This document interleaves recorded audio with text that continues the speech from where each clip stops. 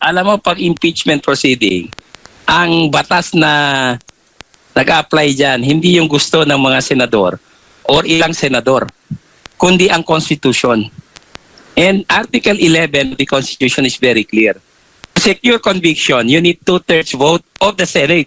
When you say of the Senate, you are talking of a 24-member Senate, hindi yung physical number of senators present.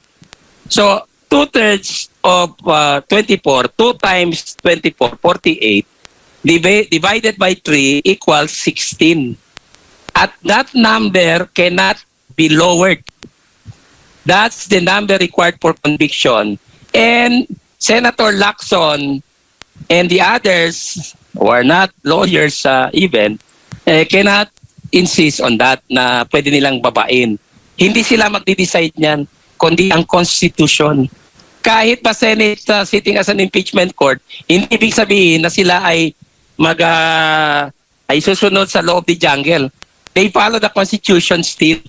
With more reason, they should follow the Constitution. Otherwise, void na naman ang kanilang proceeding, and that will be a blessing in disguise for Vice President Sara Duterte. She can disregard the ruling, question the matter before the Supreme Court, and she will win. Klaro yan. In fact, as early as 2016, retired Chief Justice Davide, renowned constitutionalist at sumulat ng 1987 Constitution, was very emphatic. 2/3 of 24 is 16 at hindi pwedeng babain yan to 15, 14, or 13 na gusto ni Lacson.